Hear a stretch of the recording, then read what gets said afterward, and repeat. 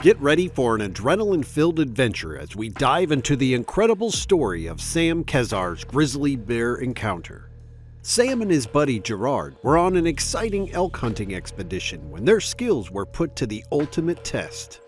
Deep in the Wyoming woods, also known as Grizzly County, they were exploring the hunting site when suddenly they heard rustling in the trees.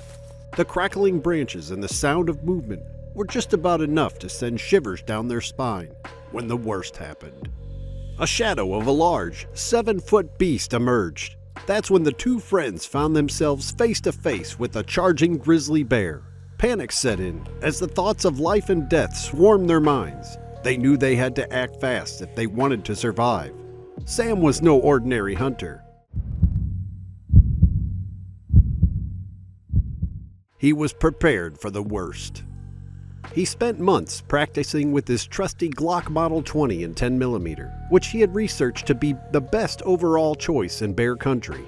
Sam treated his pistol the same way he did his bow, practicing drawing and obtaining his target every day. He even researched the best binocular harness, choosing the Marsupial Gear harness and their soft holster system that attaches to the bottom of the bino harness. But was Sam's knowledge going to be enough to save him from what came his way? Sam's passion for hunting started at a young age. Coming from a family of hunters, he spent all of his time thinking about hunting and preparing for it. As he grew older, he became more dedicated to his craft. Sam's obsession with hunting started in 2016, when he decided to learn everything he could about elk hunting. He spent 3 years in Colorado before finally killing a bull, which fueled his determination to hunt elk every year.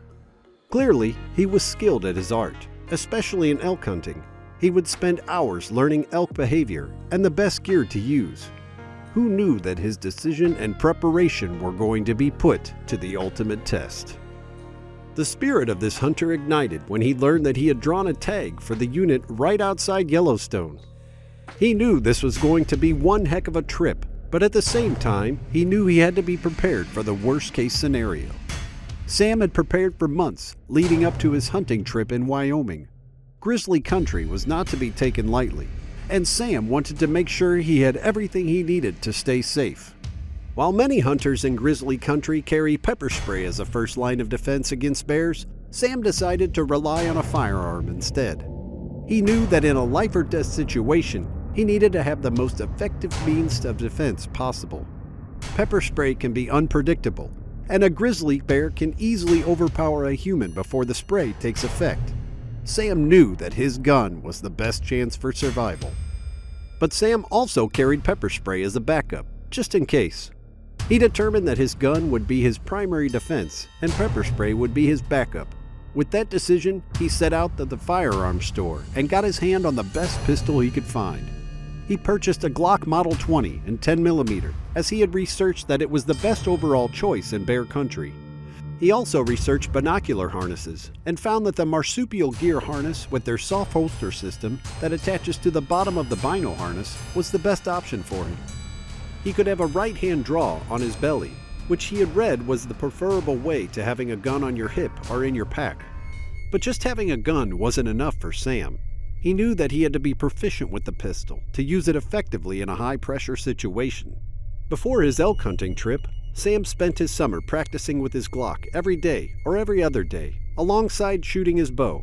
He shot the gun dry every time to improve his quick draw, grip, and target practice. He even practiced shooting gallon water jugs at the height of a bear to simulate the experience of reacting to an attack.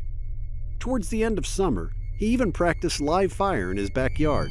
Sam was ready for a hunting trip, or so he thought. When they reached their destination, they were amazed by Wyoming's surroundings. The place was surrounded by tall green trees whose tops could almost touch the clouds. The air grows thick with the scent of pine and the damp earth all around. The crunching of twigs and leaves beneath your feet is the only sound to disturb the eerie silence that echoes in the forest. You have your gear, your bow, a gun, and your trusty sidearm at your side.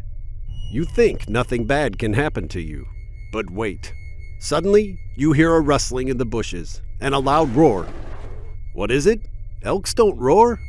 You turn to see a grizzly bear charging towards you at full speed. This is exactly what Sam saw seconds before his life was put through a painful, devastating, and horrifying test. On the day of the attack, Sam and his hunting partner Jerrard had already seen fresh bear scat and scratches on a tree, so they knew they were grizzly territory. They kept their heads on a swivel, but continued on to bugle into some hidden basins. Both had walked through a thicker timber into an opening, with a thicker spruce in front of them. That's when Sam saw a large, dark shape in the distance. He raised his binoculars and saw a grizzly bear staring back at him.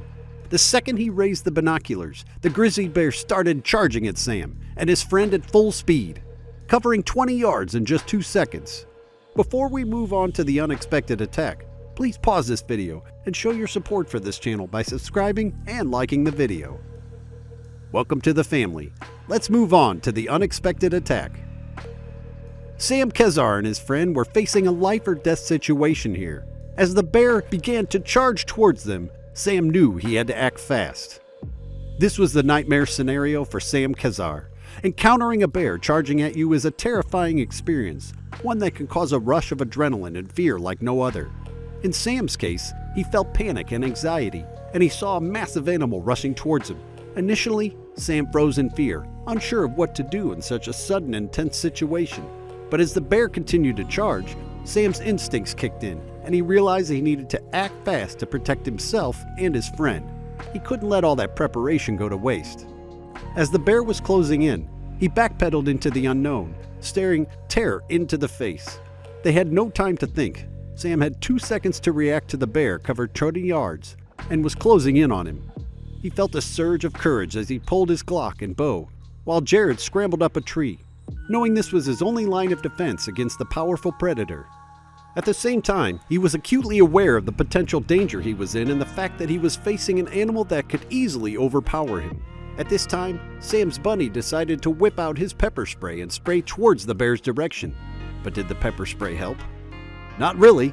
This move just backfired and almost blinded Sam and his friend instead. While his friend was creating a cloud of pepper spray and trying to shoot at the bear, Sam was getting ready to take his first shot at the bear. He felt a mix of adrenaline and fear, heart pounding in his chest and mind racing with thoughts of survival. The moment he unleashed the first shot on the charging bear, Sam felt both terrified and brave, but one shot was not all it took. He went on to fire 2 more shots, hitting the bear directly in the chest. Did Sam's practice and expertise stop the bear? Heck no! The mighty ferocious bear kept charging. He fired 3 more shots, hitting the bear's shoulder, but still kept coming. As the bear closed in, Sam realizes that he might not make it out alive.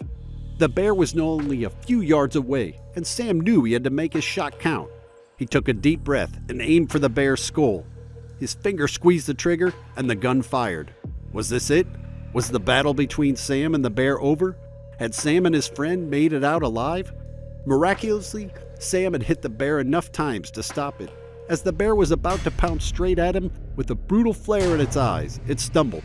Instead of going straight for his panic-stricken hunter, it slowed down and started to retreat into the thick, dark forest. In the battle of man versus the bear, man won. Sam was alive, but barely. He was shaken to the core, and that's when he heard a loud moan come from the trees. Was this the bear's last moan before it dropped to the ground, dead? As curious as he was to find out if this was the death moan of the bear, the 2 hunters decided not to stick around and find out. Who knew? Maybe round 2 of man versus bear might just start. They both left the area of the meadow immediately and retreated to a safe place where they could wash the pepper spray out of their eyes and recuperate after this shocking yet thrilling experience. The 2 pals hiked all the way back to their handy truck and drove a nearby diner, got food in their system, and looked for a hotel to stay the night. Following such a horrific encounter, Sam took a selfie of his injuries and texted his loved ones to inform them that he is okay and quite literally had a near-death experience. The following morning, Sam was in complete exasperation when he found out that he may be under federal investigation. But why? When Sam and his pal met with the state and federal warden, along with Wyoming's biggest biologist, they were informed that they had attacked an endangered species, for which they will be charged. Like what? Self-defense went out the window. At this point, Sam was thinking about how a bear almost killed him, and he's the one being treated as a criminal. But that's besides the point. Either way, Sam and his friend only got out of this situation alive due to dedication and determination. Sam's story is one of survival and determination. He had spent months preparing for such outcome, and his dedication and training proved invaluable. But even with all his preparations, he was still caught off guard by the ferocity of the grizzly bear. From Sam's intense preparations to his quick reflexes, the story is a testament to the importance of being prepared for anything when you're out in the wild. Whether you're an avid hunter like Sam or just a nature enthusiast, it's always a good idea to stay on your toes and be ready for whatever Mother Nature might throw your way. So will Sam ever go elk hunting again?